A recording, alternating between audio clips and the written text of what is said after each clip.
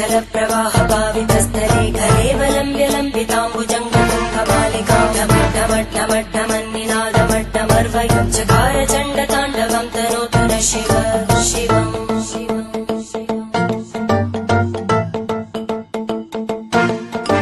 जटाकटाः सम्भ्रमभ्रमन्निलिम्पनिर्जरी विलोलवीचिवल्लरी विराजमानमूर्धनि धगद्धगद्धगज्ज्वलल्ललाटपट्टपावके किशोरचन्द्रशेखरे रतिप्रदक्षिणम्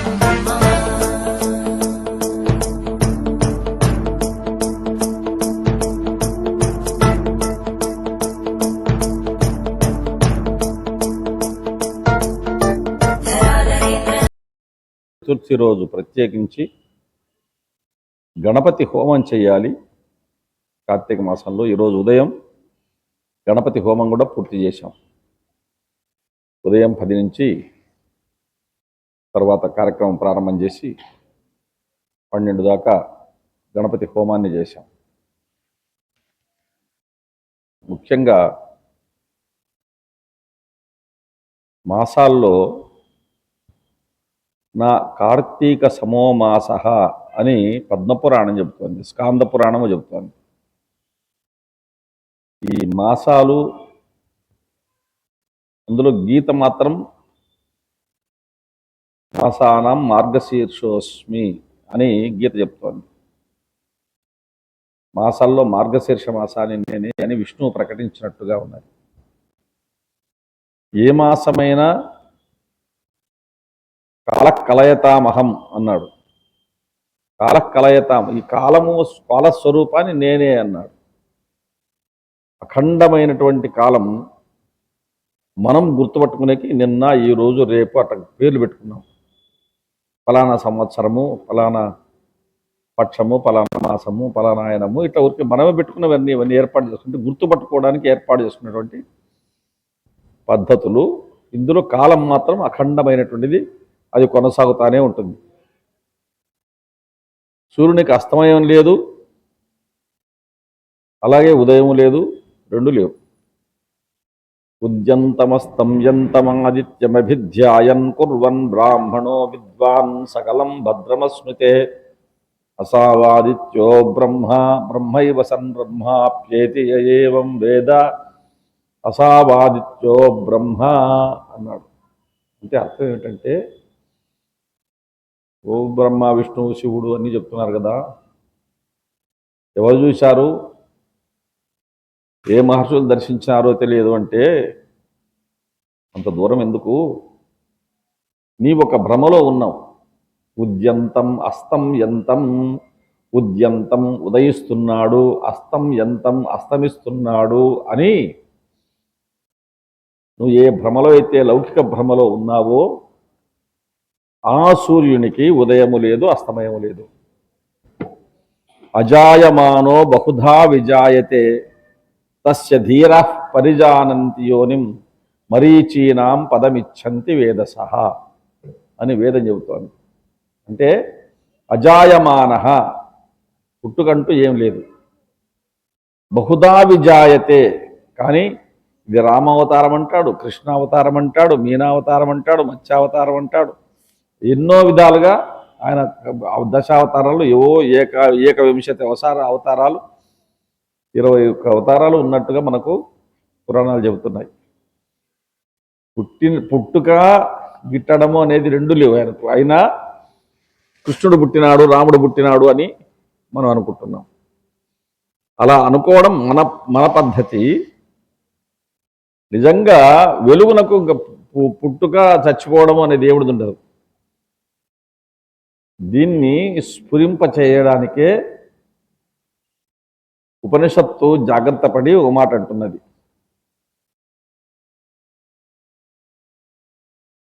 తమసోమా జ్యోతిర్గమయ, అసతోమా సద్గమయ, తమసోమా జ్యోతిర్గమయ, మృత్యోర్మా అమృతం గమయ. శాంతి మంత్రాల్లో ఇది ప్రధానంగా చెప్తారు. అసత్ అంటే సత్యము కానిది. సూర్యుడు ఉదయిస్తున్నాడు అస్తమిస్తున్నాడు అది సత్యం కాదు. సూర్యుడికి ఉదయం లేదు అస్తమయం లేదు. భగవతత్వం అలాంటిది. అసౌ ఆదిత్య బ్రహ్మ, ఈ సూర్యుడే పరబ్రహ్మ స్వరూపము. అయిపోయింది అంతే. కాబట్టి నువ్వు ఏది సత్యముందో దాన్ని పట్టుకోగాని భ్రమలో పడి,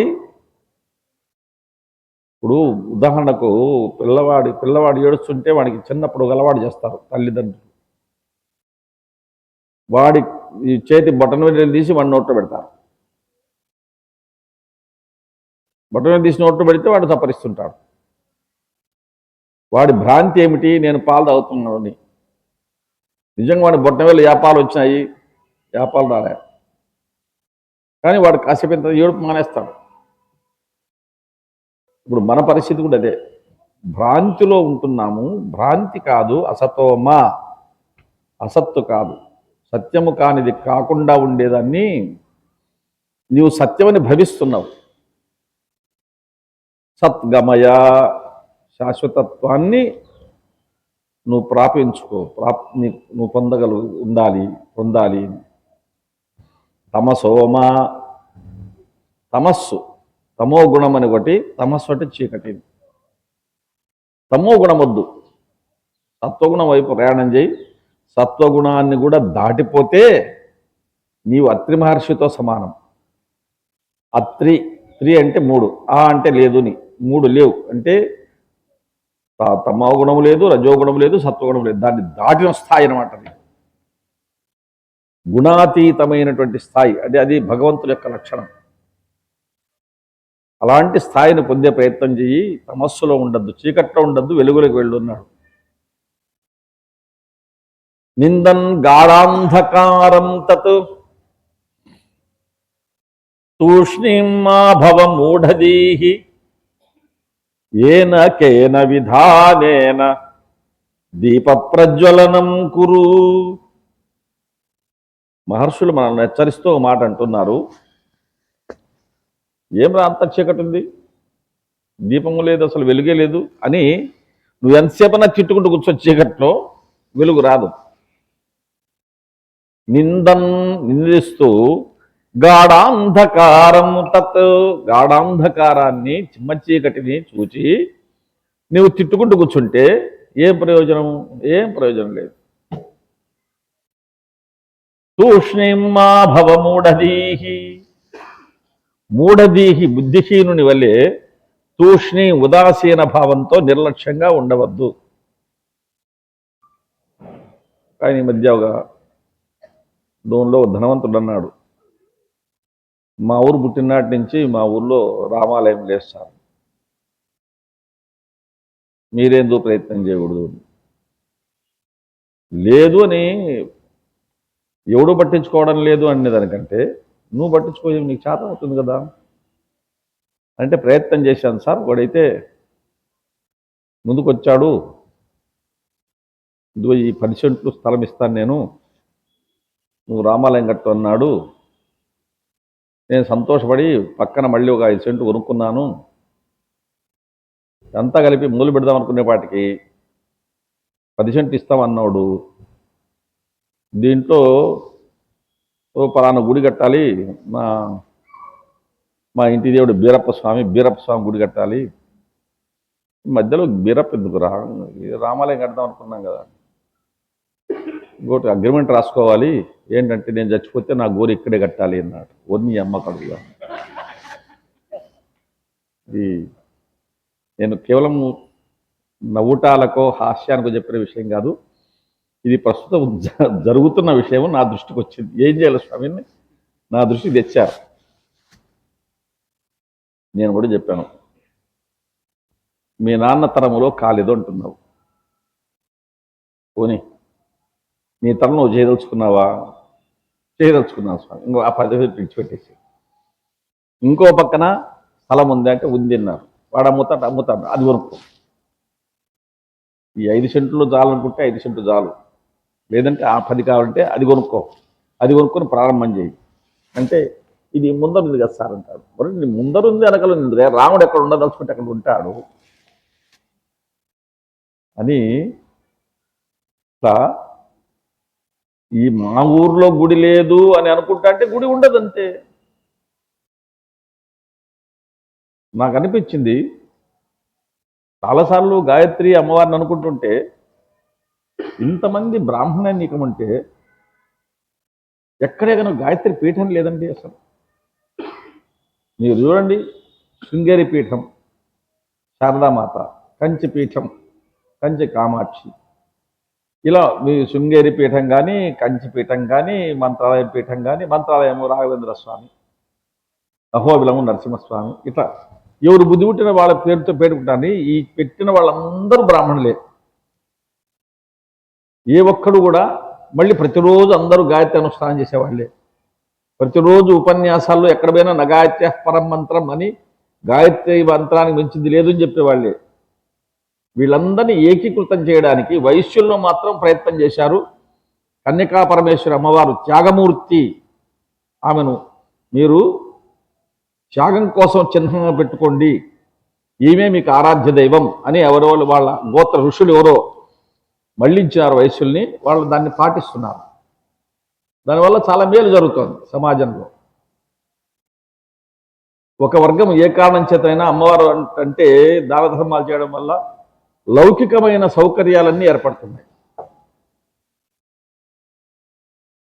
ఆ విధంగా ఎక్కడే కానీ బ్రాహ్మణులను ఒక దాటికి తెచ్చేదానికి ఇక్కడ స్మార్తులని, మధ్వలని, శ్రీ వైష్ణవులని, ఆరాధ్యులని రకరకాల తెగలు ఉన్నాయి దీంట్లో. మళ్ళీ దీంట్లో వీళ్ళల్లో వీళ్ళు తిట్టుకోవడం. నాము కంటే విషము నందవరీకులు అని ఒకటి తిట్టాడు ఓ బ్రాహ్మడు. నందవరీకి బ్రాహ్మణుడు ఉన్నారు అంటే నందవరం చౌడేశ్వరి అమ్మవారిని కొలిచేవాళ్ళు. నాము కంటే విషము నందవరీకులు అన్నాడు అంటే విధవా నన్ను అంటావరా అని. పాము కంటే విషము ప్రథమ శాఖ అని వాడు తిట్టాడు. ప్రథమ శాఖ పాము కంటే విషము. అలాగే దానికంటే విషయం 6000 వారయ అన్నాడు ఇంకోడు, వాడిని తిట్టాడు. మూటి కంటే విషయం వెలిగినాడు. ఏది తిట్టుకోవడం? వాడిని వీడి తిట్టేది, వీడి వాడిని తిట్టేది. ఏమైంది? ఇద్దరూ చులకనేనట్టే. అది ఈ లోపం ఎక్కడో ఉన్నది అని బహుశా నాకు జీవితంలో అమ్మవారి ఆలోచన సంకల్పం ఇచ్చింది. నా వల్లనే జరగవలసి ఉందేమో, ఊరికే ఉంటే ఎట్టయితుందని చెప్పేసి మొదలుపెట్టారు. ఎంత అవుతుంది, ఎంత కాదు, ఎన్నాళ్ళు అవుతుంది అనేది సంగతి కాదు. నిందన్ గాఢాంధకారము తత్వం ఇది లేదు ఇది లేదు అనుకుంటూ ఊరుకొచ్చింది. దానికంటే తూష్ణిమాభవ మూఢధీహి, ఒక మూఢుని వలె, తెలివితేటలు లేని వాడి వలె ఇది నా వల్లనే అవుతుంది అనేది అనుకోవద్దు. నీ వల్ల ఎంత జరగాల్సినంత జరుగుతుంది అంతే. పూర్తి అవుతుందో కాదు. ఇప్పుడు కట్టినటువంటి శ్రీశైలం కానీ, తిరుపతి వెంకటేశ్వర స్వామి దేవాలయాలు కానీ ఇవన్నీ ఒక రోజులు అయినవి కాదు. తరతరాల్లో రాజులు ఒక్కొక్కరు వెళ్ళి నమస్కారాలు పెట్టుకొని దాన్ని అభివృద్ధి చేస్తూ వచ్చారు. అసలు ఎప్పుడు అభివృద్ధి జరగాలని అప్పుడు జరుగుతుంది. అది కాలానికి వదిలేసాయి. కాబట్టి నిందన్ గాంధకారం తత్ తూష్ణిమాభవ మూఢధీహి. ఇప్పుడు మీరు సడన్గా కరెంటు పోయిందనుకుని ఏం చేస్తారు? జోబులోంచి సెల్ లైట్ తీసి సెల్ లైట్ వేస్తారు, అవునా? ఎందుకని? ఎంతో నీ సెల్ లైట్ ఇంత వెలుగునివ్వలేదు, అయినా ఊరుకుంటున్నావా? లేదు. అదైనా అంత చిన్న వెలుగన్నా ఉండని అని ప్రయత్నం చేస్తున్నావు. అది సంగతి. నిందన్ గాఢాంధకారము తత్ తూష్ణిమాభవ మూఢధీహి ఏనకేన విధానేనా, ఏ విధంగా అయినా సరే దీప ప్రజ్వలనం కురు, దీపాన్ని వెలిగించు అంటే ఒక మంచి పని. చీకటిని పోగొట్టు, చెడును జయించు. తప్పకుండా చెడు పోవాలంటే నువ్వు మంచి చేయాలి. మంచి చేస్తే చెడు పోతుంది. నువ్వు ఇక్కడంతా మంచి పన్నీరు సెంటు చల్లినావు అనుకోండి, గుమ గుమ గుమ వాసన వస్తుంది. మరి ఏ చెడు వాసన ఇక్కడ ప్రవేశించదు. అంటే సమాజములో విభిన్నమైనటువంటి స్వరాలతో చెదిరిపోతున్న వాళ్ళను ఒకచోట చేర్చే ప్రయత్నం చేసింది కార్తీక మాసం. చంద్రుడు పూర్ణమి నాడు కృత్తికా నక్షత్ర సమీపంలో ఉంటాడు కాబట్టి కృత్తికా నక్షత్రం కార్తీకము అవుతుంది. ద్రుపదుని బిడ్డ ద్రౌపది అయినట్టుగా కార్తీకము అవుతుంది, కార్తీక మాసము. ఈ మాసం వచ్చేపాటికి సమాజంలో అందరినీ ఒక చోట చేర్చే అభిప్రాయం తెచ్చారు. సమాజంలో అందరినీ ఒక చోట చేర్చాలనుకున్నారు. అనుకొని కార్తీక వనభోజనము అని పెట్టారు. మిగతా వ్యవహారం ఏమో కానీ భోజనం పెడతామంటే అందరూ చేస్తారు. మామూలుగా ఇప్పుడు పిల్లలు చేస్తుంటారు, ఆంజనేయులు నరేష్ వీళ్ళు కార్యక్రమాలు చేస్తుంటారు. నేను చేస్తున్నాను, అనుభవం చెప్తున్నాను. కార్యక్రమం తర్వాత భోజనాలు పెట్టబడను, ఉపలాహారాలు పెట్టబడను అంటే అందరూ వస్తారు. ఎప్పుడు వస్తారు? ఈ ఉపన్యాసం అయిపోయినప్పటికి వస్తారు. ఉపన్యాసంతో కడుపు నిండిదే సచ్చేది, ఏ పని లేకపోతే జనమెగుడు రాడు. ఆ విధంగా తయారైంది సమాజం. ఏదో రూపం ఏనకేన విధానేనా అన్నాడు మహర్షి కూడా. నిన్ను బలవంతంగా ఈ పద్ధతిలోనే నిబంధన పెట్టలే. ఏనకేన విధానం, ఏదో ప్రయత్నం చేయవే అందరినీ ఒకచోట చేర్చు అన్నాడు. వనభోజనం అనే పాటికి అందరూ చేరుతున్నారు. మీరు చూడండి, ప్రతి వర్గం వాళ్ళు, ప్రతి వర్ణం వాళ్ళు కార్తీక మాసంలో వనభోజనం పేరుతో అంత ఒకచోట చేరుతున్నారు. అంటే సమాజాన్ని సంఘటితపరిచే ప్రయత్నం జరిగింది కార్తీక మాసంలో. ఈ ఒకచోట చేర్చండి అనేది ఎందుకు వచ్చింది అంటే, కొంతమంది విష్ణువు గొప్ప అనే వర్గం, కొంతమంది శివుడు గొప్ప అనే వర్గం బయలుదేరారు. వీళ్ళల్లో వైష్ణవులు అంటే విష్ణువే ప్రధానమైనటువంటి దేవత అని నమ్మేవాళ్ళు, శివుడే ప్రధానమైన దేవత అని నమ్మేవాళ్ళు శైవులు. ఇది ఎంత దూరం వెళ్ళిందంటే ఈ వ్యవహారం, సరే ఎవడికి నచ్చిన దేవుడు ఎవడు మొక్కుంటున్నాడు మంచిది, అక్కడికి తృప్తిపడిపోవచ్చు. భోజనం చేస్తుంటే శ్రీ వైష్ణవుడు కూడా భోజనం చేస్తున్నాడు, పంటికి రాయబడింది. పంటికి రాయబడితే మనకు ఒళ్ళు జలదరిస్తుంది, తీసేస్తాం. పక్కన నోడన్నాడట, పంటికి రాయబడి మరకరా ఒక్క శివలింగాన్నన్నా మనము ధ్వంసం చేసినట్టయితే కొరుకు అన్నాడట. అంటే చిన్న రాయి కూడా శివలింగము అనేటువంటి భావన చేసి, భావన ఉదాత్తమైందే. రాయిని శివలింగం అనుకోవడం ఉదాత్తమైన భావన, కానీ కొరుకు అనేది చూడదు, అది తమ్మ గుణం. ఈ విధంగా శ్రీ వైష్ణవులు నామాలు పెట్టుకుంటారు.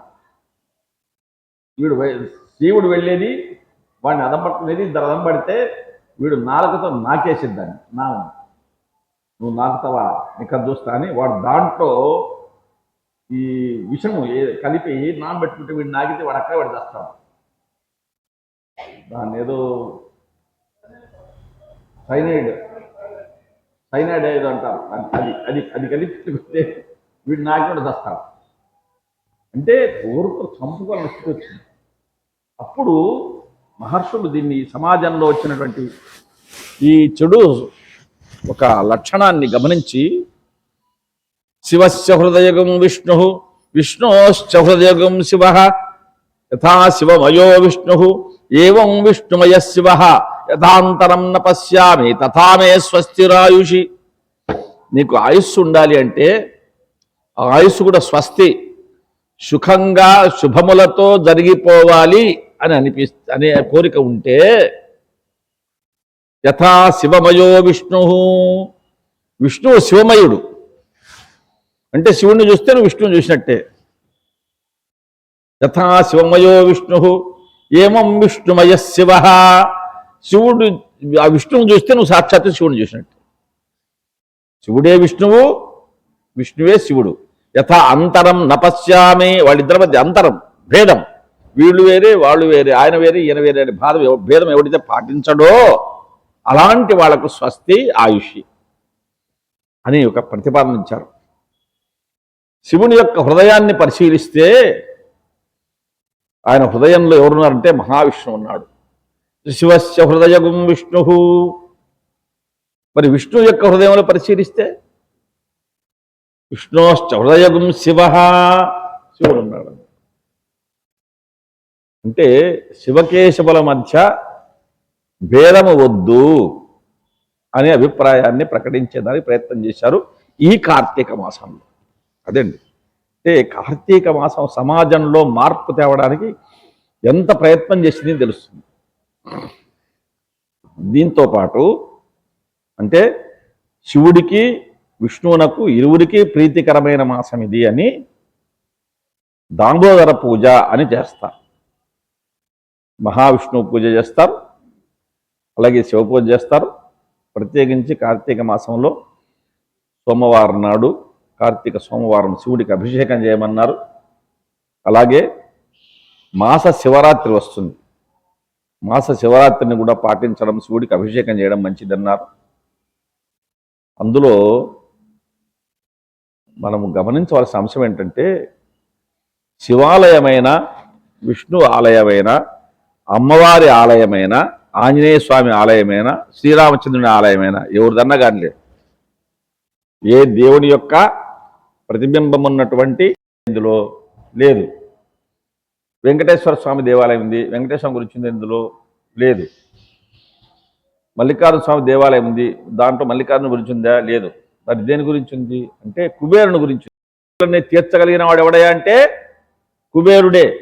ఎవడు డబ్బులుంటే వాడు. కామేశ్వరో వైశ్రవణో దదాతు. దదాతు ఇచ్చేవాడు ఎవడే అంటే వైశ్రవణుడే. అంటే వైశ్రవణుడు అంటే కుబేరుడే. పుడుతున్నారు ఎవరిని స్తోత్రం చేస్తున్నారంటే కుబేరుని స్తోత్రం చేస్తున్నారు. ఎక్కడ? మంత్రపుష్పంలో. ఆయన బాగా డబ్బులుండే ఆయనయ్యా, ఆయన మెచ్చుకుంటే డబ్బులు ఇస్తాడు. ఇప్పుడు దండిగా భూములు ఉండేవాడిని పోయి అడిగితే భూస్వామి భూములు ఇస్తాడు, డబ్బులుండని అడిగితే డబ్బులు ఇస్తాడు, అంతే కదా. అట్లాగే వైశ్రవణాయ కుర్మయ సమే కామాన్ కామ కామాయ మహ్యం కామేశ్వరో వైశ్రవణో దదాతు కుబేరాయ వైశ్రవణాయ మహారాజాయ నమః. అయిపోయింది అంతపుష్పం, క్లోజ్. లాస్ట్లో ఎవడికి మొక్కినాడు? అమ్మవారికి మొక్కలేదు, విష్ణు మొక్కలేదు, శివుడు మొక్కలేదు. పైసలు ఎవరి దగ్గర ఉన్నాడో వాడికి నమస్కారం వేసినాడు. ఇది సంగతి, క్లోజ్. ఇందులో నేను ఫలానా అని ఎక్కడుందండి? ఏ పురోహితుడు వేదమంత్రం చదువుకున్న వేదవేత్త అయినా ఈ మంత్రం చెప్పాల్సిందే, ఇదే మంత్రం చెప్తాను. ఇంకా నీకు దీంట్లో విష్ణు వేరే, శివుడు వేరే, అమ్మవారు వేరే అని ఎక్కడుంది? అది లేనే లేదు. నీకు లౌకికమైన జీవితము జరగాలంటే ఏం కావాలి? ఇంధనం, ధనం. ఆ ధనం ఎవరి దగ్గర ఉంది? కుబేరుని దగ్గర ఉన్నది. కాబట్టి కుబేరాయ వైశ్రవణాయ మహారాజాయ నమః అని చెప్పేశాం. అంటే మహర్షులు ఏదో రూపంలో నీ భ్రాంతి కానీ అంతా ఓటేరా. నేను మనస అనే శతకం రాస్తూ, మానసవీణ అనే శతకం మన సుధాకర్ ప్రథమ శ్రోత రాస్తూ, మనస విష్ణువు మోహిని రమణిగా మార్పొంది కార్యాంతరంబును నేర్పొప్పగా చక్కదిద్దిన కథామూలమ్మున స్వామి కంటెను వేరే ఒకరుండవచ్చునను మాటే చల్లదు అని రాష్ట్ర పద్యంలో. మనసా ఒకటి తెలుసుకో, జగన్మోహిని అవతారం వచ్చింది. ఎవరు జగన్మోహిని? మహావిష్ణువు. మహావిష్ణువే జగన్మోహినిగా కనపడుతున్నాడు నీ కంటికి. జగన్మోహినికి మహావిష్ణువుకు వేరే తేడా ఏమీ లేదు. కాబట్టి ఈయన వేరు ఆమె వేరు అనుకునేది ఎందుకు నాయన? అనుకోవద్దు. అదే ఇది, ఇదే అది. భ్రాంతి పడవద్దు. ఉండేది లోకంబులు లోకేశులు లోకస్తులు తెగినది అలోకంబకు పెంజీకటి కవ్వల ఎవ్వండి ఏకాకృతి వెలుగు అతనినే సేవింతుడు. ఏకాకృతి వెలుగు, ఒక్క వెలుగుంది. ఆ పరంజ్యోతి ఉన్నది. ఆ పరంజ్యోతే సూర్యుడి నుంచి కిరణాలు వస్తున్నాయి.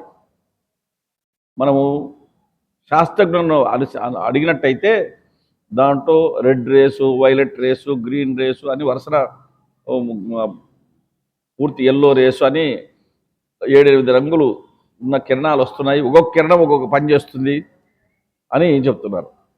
ఆ కిరణాల్లోంచి డి విటమిన్ వస్తుంది, ఏమిటి వస్తుందో అని తెలియదు. కానీ ఇంతకు మనకు కనపడకపోయినా జరుగుతుంది, ప్రక్రియ అయితే జరుగుతుంది అని శాస్త్రజ్ఞులు తీర్మానం చేశారు, వాళ్ళు దాన్ని నిరూపించారు. విభిన్నంగా కనిపిస్తున్నటువంటి దీంట్లో ఆరయ బ్రహ్మయౌ హరియ హైమవతీపతియౌ త్రిశక్తి సంపూరిత దేవియౌ సృజన పోషణ నాశన కార్యనిర్వహాధారమటంచు పల్కుదుడు ప్రాజ్ఞులు. తిరుపతిలో నేను చదువుకునే రోజుల్లో కంచి పీఠాధిపతి జయేంద్ర సరస్వతి స్వామి, పెద్ద స్వామి కాదు, తర్వాత స్వామి జయేంద్ర సరస్వతి స్వామి, వారు స్వామి దర్శనానికి వచ్చిండి అక్కడ. తర్వాత ప్రాచ్య కళాశాలకు వచ్చారు. ఈ విద్యార్థుల్లో యువకుల్లో దైవభక్తి ప్రేరేపించాలనే ఉద్దేశంతో ఆయన ఎవరైనా భగవత్పరమైనటువంటి విషయాలతో ఒక శతకం రాస్తే 100 పద్యాలు నేను వాళ్ళకి ప్రత్యేకమైన బహుమానం ఇచ్చి నేను సత్కరిస్తాను అని ఆయన ప్రకటన చేశారు. జయేంద్ర సరస్వతి స్వామి వారు గురు జగద్గురువు. ఆ సభలో నేను చెప్పిన పద్యం ఇది. ప్రారంభంలో నేను లేచి నేను రాస్తాను అన్నాను. ఎవరైనా పోటీ పడవచ్చు, అది పోటీ. ఆరయ బ్రహ్మయవు హరియ, ఒకడు బ్రహ్మ అంటున్నాడు, ఒకడు హరి అంటున్నాడు, ఒకడు హైమవతీపతియవు, హైమవతీపతి పార్వతీపతి పరమేశ్వరుడు, త్రిశక్తి సంపూరిత దేవియవు, ఈ ముగ్గురికి ముమ్మూర్తులకు మూలకర్త అయినటువంటి అమ్మవారు ఆమె అని సృజన పోషణ నాశన కార్యనిర్వహాధారమటంచు పల్కుదురు తత్ప్రతిపాదక మూలమౌచు వేర్వేరు గదోచు అవు వెలుగురేఖ వసంగుతమాకభీష్టముల్ అని పెద్ద చెప్పాను. స్వామివారు చాలా ఆనందించారు, ఆశీర్వాదం చేశారు. వాళ్ళ దగ్గర ఉన్నటువంటి ఒకానొక శేషవస్త్రాన్ని అప్పుడు నాకు మెడ మీద వేసి ఆశీర్వాదం చేశారు. అప్పుడే మహాప్రభో అనే పేరుతో ఒక శతకం రాశాను. దానికి వారు మళ్ళీ నాకు బహుమానం ఇచ్చి సన్మానం చేశారు. అంటే బ్రహ్మ అని, విష్ణువని, శివుడని, అమ్మవారని కొట్టుకోవద్దురా, అంతా ఒకటే ఉండేది. వెలుగు రేఖ తత్ప్రతిపాదక మూలమౌచు వేర్వేరు గదోచ వెలుగు రేఖ యసంగుత మాకు అభీష్టములు. అదే ఆ వెలుగు రేఖ ఏమిటంటే దీపం. అలోకంబగు పెంజీకటికి అవ్వల ఎవ్వండేకాకృతి వెలుగు అతనినే సేవింతున్నన్నాడు పోతాను.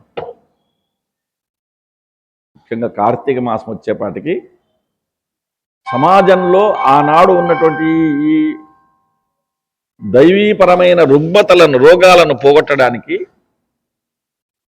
శివుడికి, విష్ణువునకు కూడా కార్తీక మాసం అంటే చాలా ఇష్టము. ఎందుకు ఇష్టము? ఎందుకు ఇష్టము?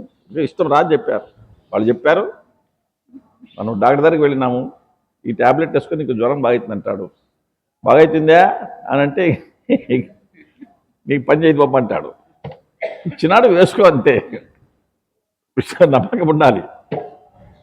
కార్తీక మాసం విష్ణువునకు, శివునికి చాలా ప్రియమైనది కాబట్టి ఇద్దరికీ కలిపి పూజ చేసేసి ఉసిరిక చెట్టు కింద కూర్చొని భోజేసిపోరా అన్నాడు.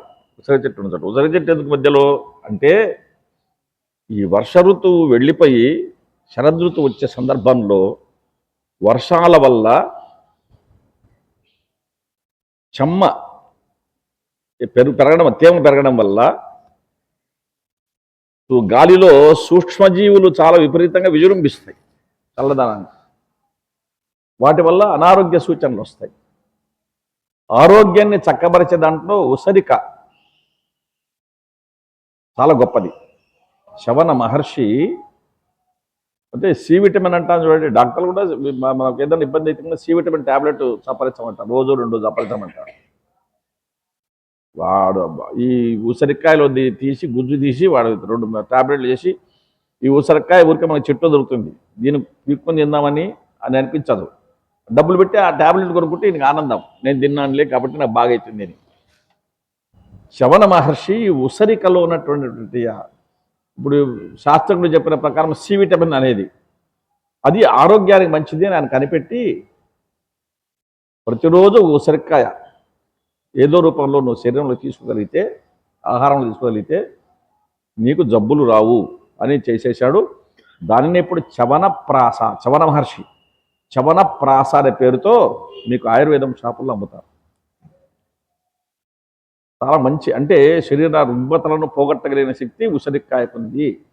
కాబట్టి అందరూ గుంపు చేరితే, ఒకచోట సామూహికంగా చేరితే అందరూ ఆరోగ్యవంతులుగా ఉండాలి. మనం చెప్తాం సర్వేష సుఖినస్సంతు సర్వే సంతు నిరామయాః అని చెప్తున్నాను. నిరామయం అంటేమి ఆరోగ్యంగా ఉండాలని అర్థం.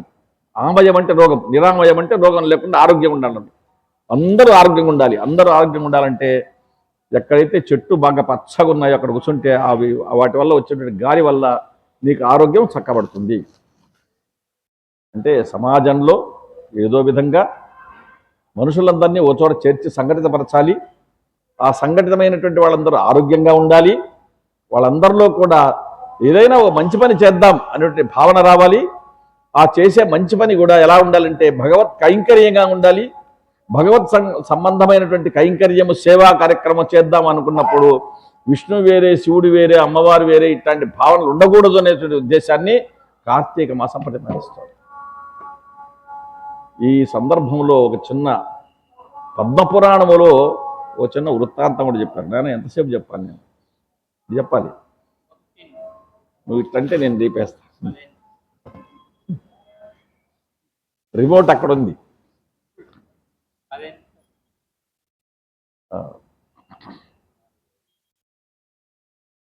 కాదు, కార్తీక మాసం వచ్చేపాటికి తొందరగా చీకటి పడుతుంది. ఎక్కడి నుంచి దూరం నుంచి వచ్చే వాళ్లకు ఇక్కడ మీరు చేరుకోండి, గమ్యస్థానము బాగుంది అని చెప్పడానికి పూర్వకాలం దేవాలయాలు నిర్మించి దేవాలయాల ముందు భాగంలో ధ్వజస్తంభం పెట్టి ఆ ధ్వజస్తంభం పైన ఒక పెద్ద మూకుడులో నూనె వేసి ఒత్తి వేసి వెలిగించేవాళ్ళు. ఇది మామూలు సముద్రంలో ప్రయాణం చేసే పడవల వాళ్లకు వైట్ హౌస్ అనేది, లైట్ హౌస్ అనేది పెట్టింటారు. పెద్ద ఎత్తైనటువంటి ఒంటి స్తంభం మేడ పైన వెలుగుతూ ఉంటుంది. వాళ్ళు దూరానికి కనపడుతుంది లైట్. ఓహో, ఇక్కడ హార్బర్ ఉన్నది, ఓడరే ఉన్నది, మనం అక్కడికి వెళ్ళిపోవచ్చు అని మెల్లగా ఆ దిశగా రావస్తారు. లేకపోతే సముద్రంలో ఎటువైపు పోతున్నాడో దిక్కు తెలియదు, దారి తెలియదేం తెలియదు. ఇది గుర్తు. అట్లాగే ఇది కూడా గుర్తు. పూర్వకాలం బాటసార్లు నడిచిపోయేవాళ్ళు వెళ్ళగలుగుతాము లేని ప్రయాణం చేసి చీకటి పడిపోతే ఎక్కడ ఆగాలనో తెలియక అడవిలో ఆగిపోతే ఎట్లాగని భయం ఉండేటప్పుడు ఈ దేవాలయం ధ్వజస్తంభం పైభాగంలో దీపం వెలుగుతూ ఉంటే ఇక్కడ దీపం వెలుగుతోంది అని అక్కడికి చేరుకుంటారు. ఇది మన గడప సత్యనారాయణ స్వామీజీ జీవిత చరిత్రలో కూడా ఇలాంటి ఘట్టం ఉన్నది. భగవంతుడు ఎంత దయామయుడంటే సూర్యుడు తాను అదృశ్యమైపోతూ అస్తంగతుడు, అంటే మునిగిపోయాడు కాదు, మునిగిపోయేది ఏం లేదు, అదృశ్యం, మనకు కనపడకుండా వెళ్ళిపోతున్నాడు. అలాంటప్పుడు ఈ సృష్టిలో ఉన్నటువంటి సామాన్య ప్రాణులంతా కూడా, ప్రజానీకమంతా కూడా ఇబ్బంది పడతారని తనలో ఉన్నటువంటి వేడిని వెలుగును ఒక దీపం రూపంలో ఇక్కడ అందించేసిపోయినాడు. అదండి, సూర్యునిలో ఏ వేడుందో దీపంలో అదే వేడుంది. సూర్యుడు ఏ వెలుగిస్తున్నాడో అదే వెలుగు దీపం కూడా ఇస్తుంది. అలాంటి దీపం వాళ్ళు స్వామీజీ వాళ్ళ మేనత్త, వాళ్ళ నాన్న వాళ్ళ అక్క ఇద్దరు కావేరీ నదీ తీరంలో కూర్చొని అనుష్ఠానం చేసుకుంటూ సాయంత్రం అయిపోయింది.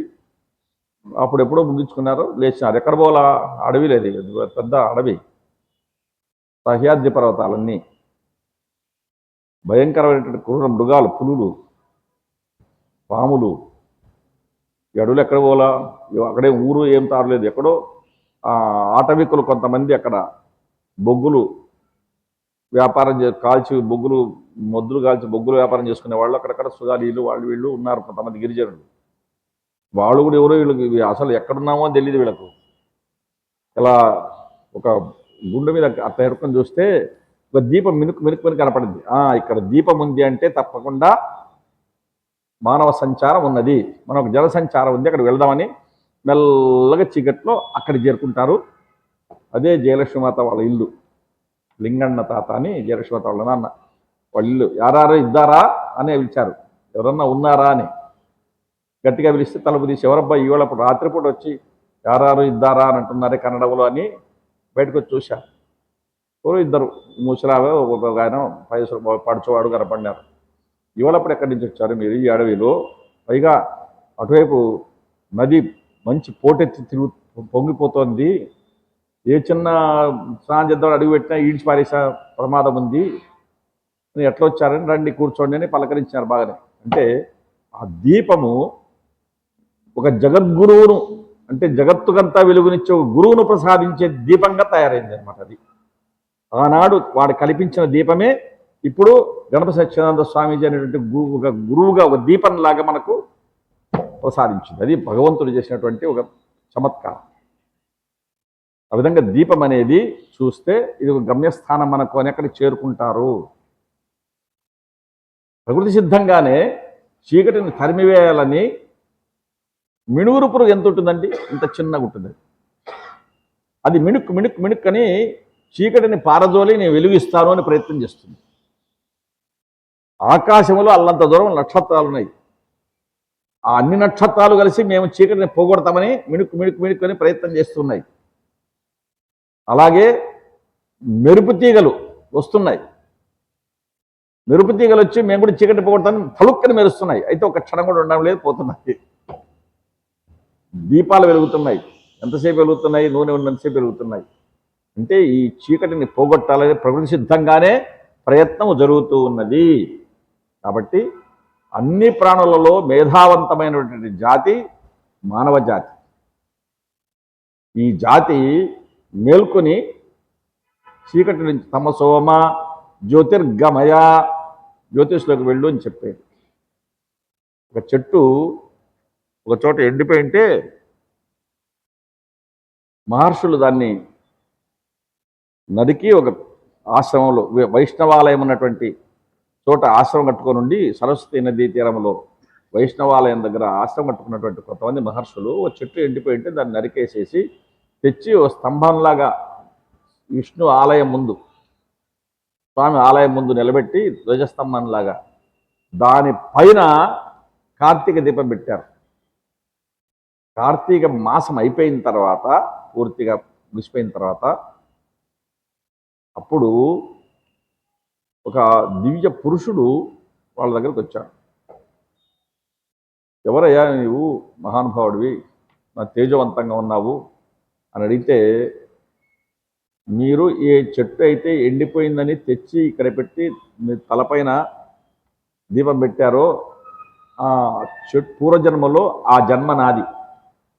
మీరు కార్తీక దీపాన్ని వెలిగించి పెట్టడం వల్ల నాకు ఆ పాడు జన్మ, వృక్షజన్మ పోయి, నిజానికి వృక్షస్య జన్మని సుపక్వ ఫల ప్రధానాత్, చెట్టు తప్పిస్తుందంట.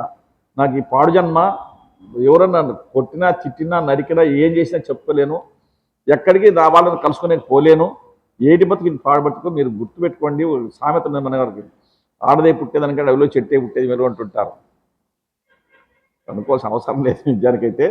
కానీ ఆ చెట్టు ఏమనుకుందంటే సుపక్వ ఫలప్రదానాత్, గత జన్మలో ఎవరికి దానం చేయలేదు, ఈ పాడు జన్మ వచ్చింది, ఇప్పుడైనా నేను సుపక్వ ఫలప్రదానాత్, మంచి ఫలాలు దానం చేసేసి, ఏ చెట్టు తాను పొందినటువంటి కాయలను పండ్లు తాను తినదు, అన్ని పశువులకు పక్షులకు మనుషులకు అందరికి ఇచ్చేస్తుంది.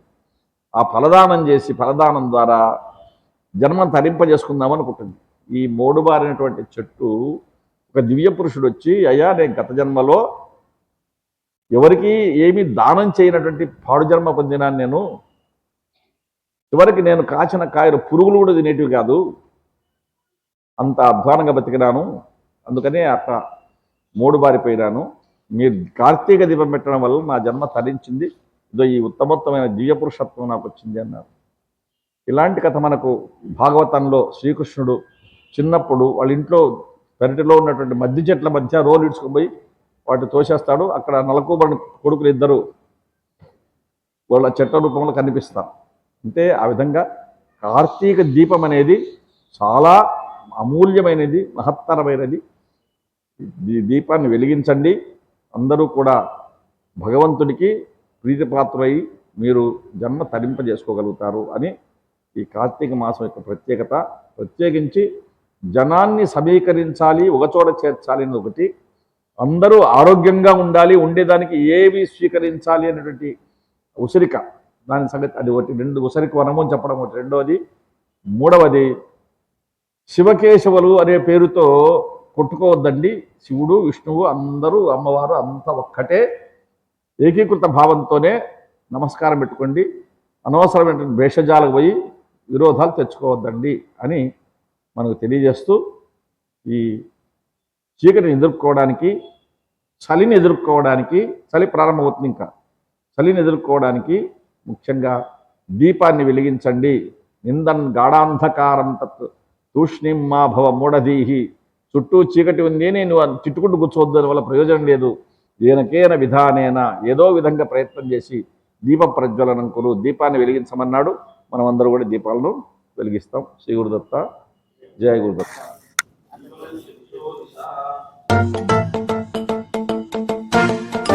జటాకటాహ సంభ్రమ భ్రమన్నిలింపనిర్జరి విలోల వీచి వల్లరి విరాజమానమూర్ధని ధగద్ధగద్ధగజ్వలల్లలాట పట్టభావకే కిశోర చంద్రశేఖరే రతి ప్రదక్షిణం మమ. కొద్దిగా ఇదంతా పక్కన సార్ కనపడాలి.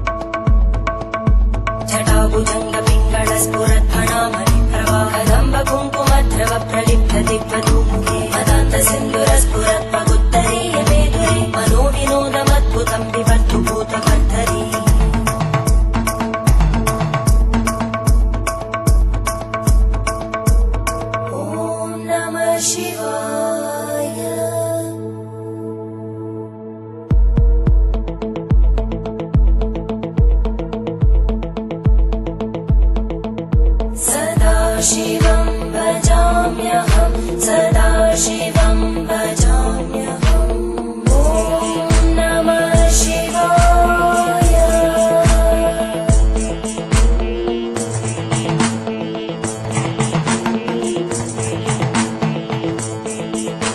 सहस्रलोचन प्रभृत्य शेषलेख शेखर प्रसूलधूलितोरणि विदूसराङ्घ्रिपीठं भुजङ्गराजमालया निबद्धजाट श्रियै चिराय जायतां चकोरबन्धुशेखर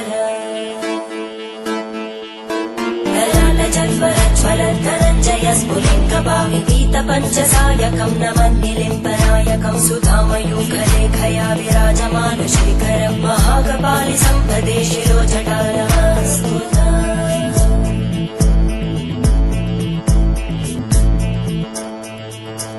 करालभालभट्टिका दगद्धगद्धगज्ज्वलद्धरञ्जयाहुतीकृत प्रचण्ड पञ्चसायके धराधरेन्द्रनन्दिनी कुचाग्रचित्रपत्रकार कल्पनैकशिल्पिनी त्रिलोचने रतिर्मम नवीनमेघमण्डली निरुद्धदुर्गरस्फुरद्गूनिशीतिनी तमप्रबन्धबद्धकन्दर निलिम्बनिर्झरीधरस्तनोतु कृत्ति मृत्योर्मा अमृतंगमया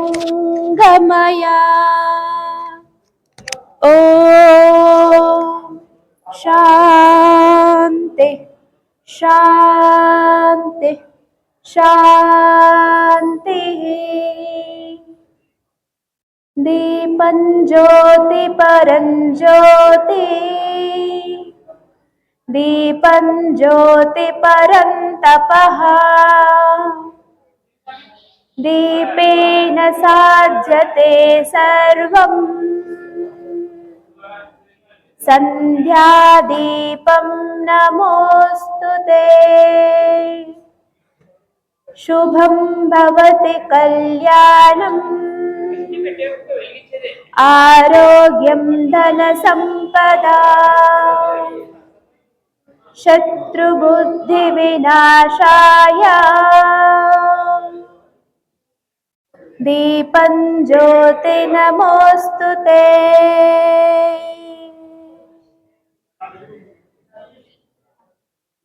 हर हर हर हर हर हर हर हर महादेव। हर हर हर हर हर हर हर हर महादेव। ओम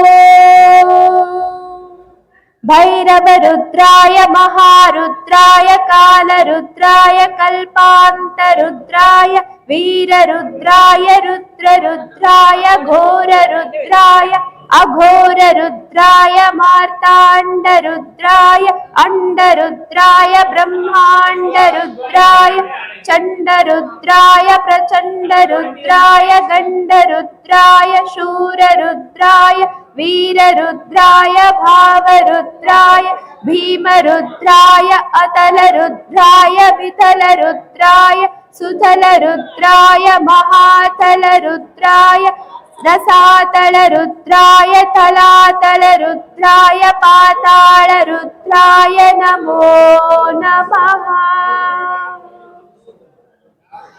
ॐ शिवोऽहं ॐ शिवोऽहं रुद्रनामं भजेऽहम्। ॐ शिवोऽहं ॐ शिवोऽहं रुद्रनामं भजेऽहं भजेऽहम्। वीरभद्राय अग्निनेत्राय घोरसंहारः सकललोकाय अग्नि सर्वभूताय सत्यसाक्षात्करा शम्भो शम्भो शङ्करा। ॐ शिवोऽहं ॐ शिवोऽहं रुद्रनामं भजेऽहम्। ॐ शिवोऽहं ॐ शिवोऽहं रुद्रनामं भजेऽहं भजेऽहम्। हर हर हर हर हर हर हर हर महादेव। हर हर हर हर हर हर हर हर महादेव। अंड ब्रह्मांड कोटि अखिल परिपालना पूर्णा जगत्कारणा सत्यदेव देवा प्रिया वेद वेदांत सारा यज्ञ यज्ञोमया निश्चला दुष्ट निग्रह सप्तलोक संरक्षका सोम सूर्य अग्निलोचना श्वेत वृषभ वाहना शूलपाणि भुजगभूषणा त्रिपुरनाशकर्तरा व्योमकेश महासेन जनक पंचवक्त्र परुषहस्त नमः। ॐ शिवोऽहं ॐ शिवोऽहं रुद्रनामं भजेऽहम्। ॐ शिवोऽहं ॐ शिवोऽहं रुद्रनामं भजेऽहं भजेऽहम्। कालत्रिकालनेत्र त्रिनेत्र शूल त्रिशूल गात्रं सत्यप्रभस्य दिव्य प्रकाशमन्त्य स्वरूपमात्रं निष्प्रपञ्चादिहोमो निज पूर्ण बोधहं हम सच्चित् प्रमाणमोम मूल प्रमेयमोम अयं ब्रह्मास्मि ओम अहं ब्रह्मास्मि ओम गण गण गण गण गण गण गण गण सहस्रकण्ठ सप्त विहारिकी डम डम डम डम डुम डुम डुम डुम शिव डम दुगनाद विहारिकी। ॐ शिवोऽहं ॐ शिवोऽहं रुद्रनामं भजेऽहं भजेऽहम्। ॐ शिवोऽहं ॐ शिवोऽहं रुद्रनामं भजेऽहं भजेऽहम्। वीरभद्राय अग्निनेत्राय घोरसंहारका सकललोकाय सर्वभूताय सत्यसाक्षात्करा शम्भो शम्भो शङ्करा। ॐ शिवोऽहं ॐ शिवोऽहं रुद्रनामं भजेऽहं भजेऽहम् ॐ शिवोऽहं रुद्रनामं भजेऽहं भजेऽहम्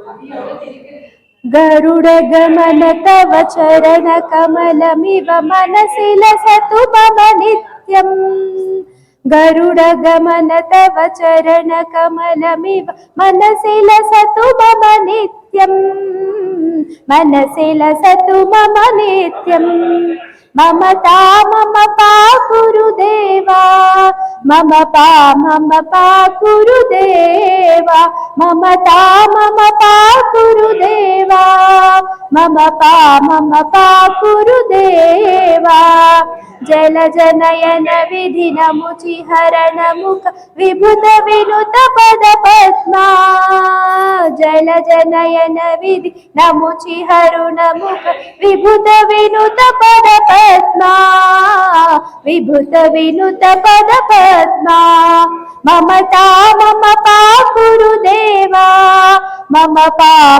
पाकुरुदेवा ममता मम पाकुरुदेवा मम पाकुरुदेवा भुजगशयन भव मदन जनक मम जनन मरण भयहारी भुजगशयन भव मदन जनक मम जनन मरण भयहारी जनन मरण भयहारी ममता मम पाकुरुदेवा मम पाकुरुदेवा ममता मम पाकुरुदेवा मम पाकुरुदेवा शंख चक्रधर दुष्ट दैत्यहर सर्वलोक शरणा शंख चक्रधर दुष्ट दैत्यहर सर्वलोक शरणा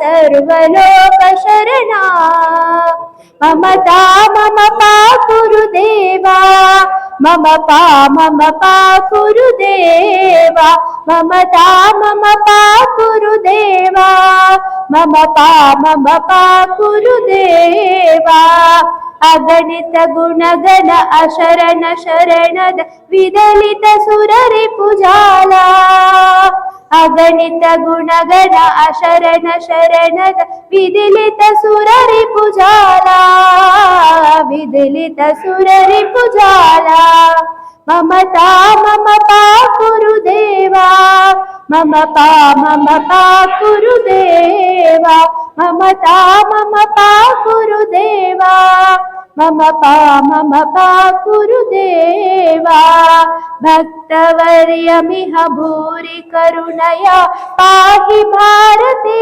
तीर्थम् पाहि भारते तीर्थम् ममता मम पाकुरुदेवा गुरुदेव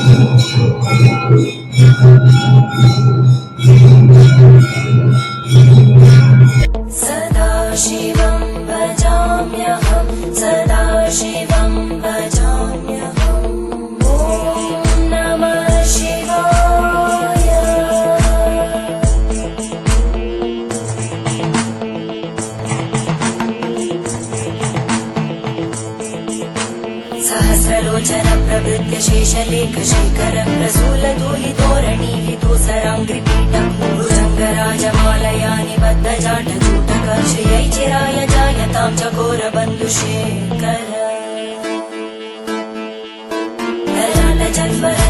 धनञ्जय स्फुलिङ्गभावितीत पञ्चसायकं नमन्निलिम्पनायकं सुधामयूखलेखया विराजमान शेखरं महाकपालि सम्पदे शिरोजटानमस्कुता